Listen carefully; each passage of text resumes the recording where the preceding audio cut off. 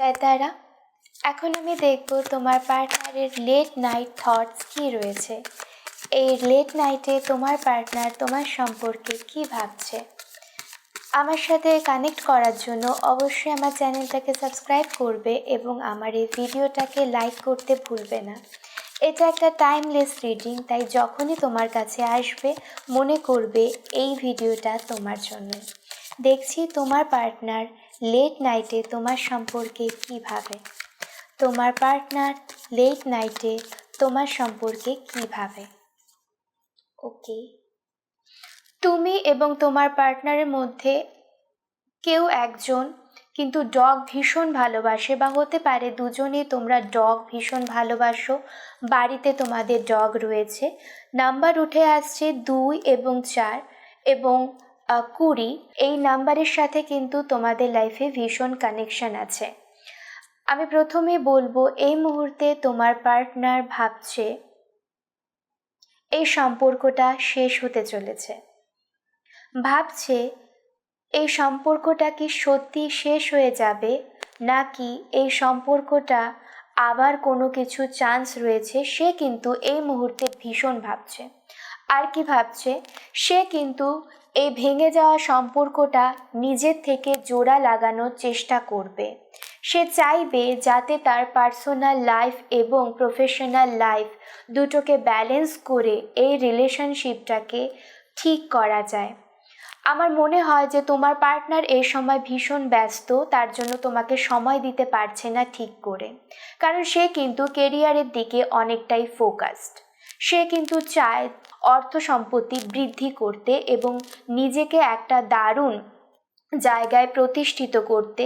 সেই জন্য কিন্তু সে এই মুহূর্তে ভীষণ বিজি এবং সে এই সম্পর্কটাতেও কিন্তু ভীষণ সিরিয়াস।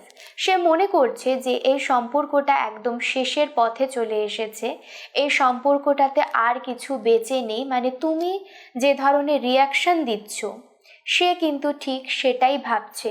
যে তুমি তাকে বলেছিলে যে এই সম্পর্কটাতে আর কিছু হবে না, সে কিন্তু ঠিক এটাই ভাবছে যে হয়তো তোমার কথাটাই ঠিক, এই সম্পর্কটাতে আর কিছু হবে না। বাট সে সত্যি মন থেকে এই সম্পর্কটাকে এগিয়ে নিয়ে যেতে চায় এবং চায়, ইয়েস, কিং অফ কাপস এর এনার্জি এসেছে। সে চায় যে এই সম্পর্কটা যাতে এগিয়ে যাক এবং একটা স্টেবল স্টেটে চলে আসুক। এবং তোমাদের লাইফে সে কিন্তু কমিটমেন্ট চায়। তোমাদের লাইফে কমিটমেন্ট ইস্যু রয়েছে। সে কিন্তু চায় যে এই রিলেশনশিপটা একটা কমিটেড সুন্দর রিলেশনশিপ হোক এবং সে কিন্তু তার জন্য সম্পূর্ণরূপে চেষ্টা করবে। তুমি তাকে ভুল বোঝো না, ঠিক আছে? তুমি যে এই সময় ভুল বুঝছো যে সে তোমাকে ভালোবাসে না, টাইম দেয় না, সেটা কিন্তু একদম নয়। সে আসলেই তোমাকে ভালোবাসে এবং সে তোমার জন্য কিন্তু সব কিছু বিল্ড করার চেষ্টা করছে। তো তাই এই মুহূর্তে তার পাশে থাকা ভীষণ জরুরি। ইয়াস, তুমি কিন্তু এই মুহূর্তে একদমই তোমাদের লাইফে কিন্তু মুনের ভীষণ স্ট্রং কানেকশন রয়েছে। মুন সাইনের ভীষণ স্ট্রং কানেকশন আমি দেখতে পাচ্ছি, কারণ বারবার এই 2 নাম্বারটি কিন্তু উঠে আসছে। তো তুমি কিন্তু নিজেকে বাউন্ডেড করে রেখেছো এই মুহূর্তে।